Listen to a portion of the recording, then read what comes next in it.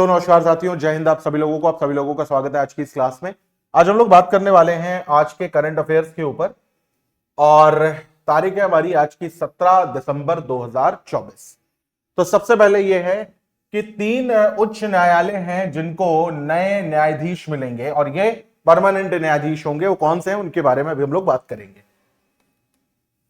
फिर आगे देखते हैं यहां पर भारत समुद्री विरासत सम्मेलन यानी कि इंडिया मैरीटाइम हेरिटेज कॉन्फ्रेंस जो है उसकी शुरुआत हो चुकी है। 11 दिसंबर से इसकी शुरुआत हुई है, ठीक है। और इसका उद्घाटन किया था किन्होंने? तो वाइस प्रेसिडेंट श्री जगदीप धनखड़ जी ने। एक सेकेंड। एनसीएल ने सिंगरौली में सीएसआर इनिशिएटिव चरक की शुरुआत करी है। तो एनसीएल ने क्या है, सिंगरौली में क्या करा भाई, सीएसआर इनिशिएटिव जिसका नाम चरक है उसकी शुरुआत करी है। तो इसके ऊपर भी अभी एमसीक्यू में हम लोग बात करेंगे। ग्रीन स्टील में ग्लोबल लीडर बनता भारत, तो India become global leader in green steel. Mikheil caval Shivli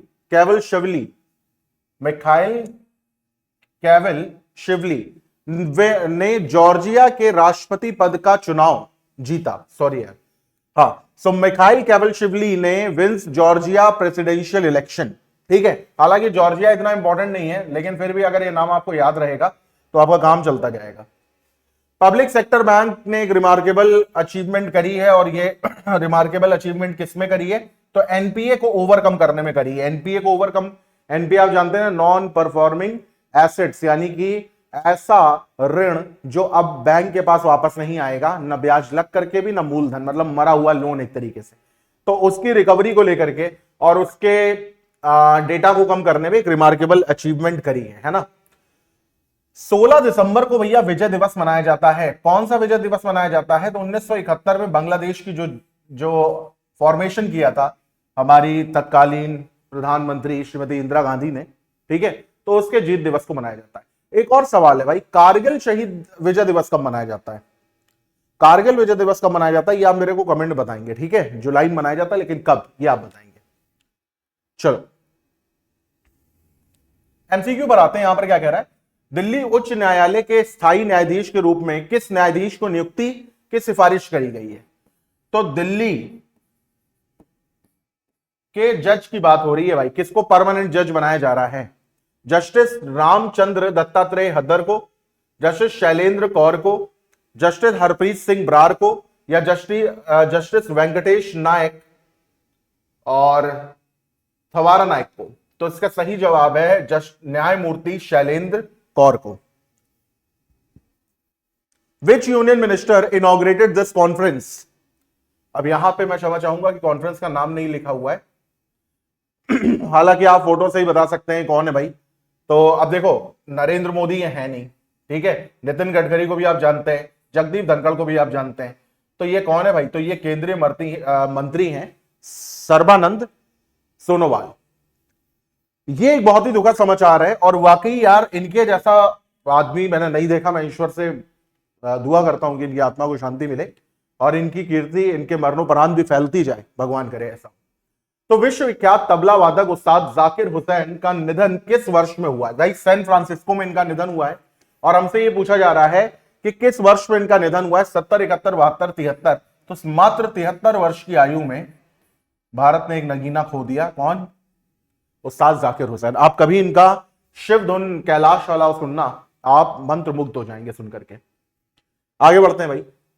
northern coalfield limited, जिसकी सिंगरौली में हम लोगों ने बात करी थी, तो एनसीएल नॉर्दर्न कोलफील्ड लिमिटेड, और ये कहां है? तो ये सिंगरौली में है, ठीक है। आपको ये पता होना चाहिए कहां है भाई। तो ये सिंगरौली में, ठीक है। ने किस परियोजना की शुरुआत करी? आयुष्मान भारत, चरक, स्वच्छ भारत या उज्ज्वला? तो सही जवाब है चरक, ठीक है। आयुष्मान भारत, स्वच्छ भारत और उज्ज्वला कोलफील्ड से रिलेटेड नहीं, चरक कोलफील्ड से रिलेटेड है। भारत ने किस प्रणाली को लॉन्च किया है जो इस्पात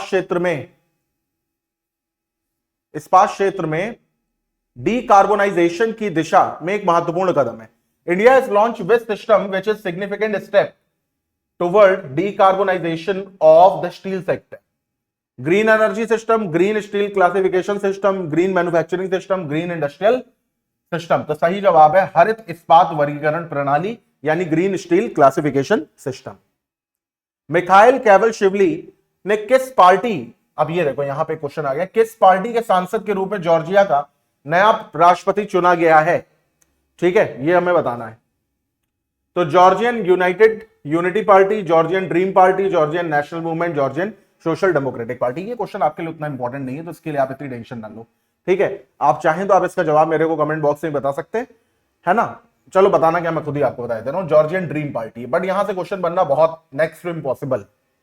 ठीक है, चलो सार्वजनिक क्षेत्र के बैंक पीएसबी यानी पब्लिक सेक्टर बैंक ने 2023-24 में कितना शुद्ध लाभ अर्जित किया है? तो 1.1 लाख करोड़, 1.41 लाख करोड़, 1 लाख करोड़ या 85,520 करोड़। तो सही जवाब है इस ऑप्शन में सबसे बड़ी वैल्यू यानी 1.41 लाख करोड़। विजय दिवस कब मनाया जाता है? 16 दिसंबर। और आपको कमेंट बताना है कि कारगिल विजय दिवस कब मनाया जाता है।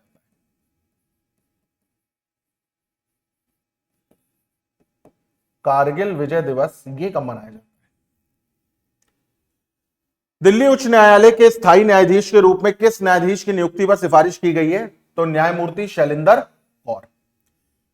सम्मेलन का उद्घाटन किस केंद्रीय मंत्री ने किया? केंद्रीय मंत्री सर्बानंद सोनोवाल। विश्व ख्यात तबला वादक उस्ताद जाकिर हुसैन का निधन 73 वर्ष की आयु में हुआ। एनसीएल ने किस परियोजना की शुरुआत की? तो चरक परियोजना की शुरुआत की। भारत में किस प्रणाली को लॉन्च किया जो इस्पात क्षेत्र में डीकार्बोनाइजेशन की दिशा में एक महत्वपूर्ण कदम है? तो हरित इस्पात वर्गीकरण प्रणाली। मिखाइल कावलशिवली किस पार्टी के सांसद के रूप में जॉर्जिया का नया राष्ट्रपति चुना गया? तो जॉर्जियाई dream party, Georgian dream party.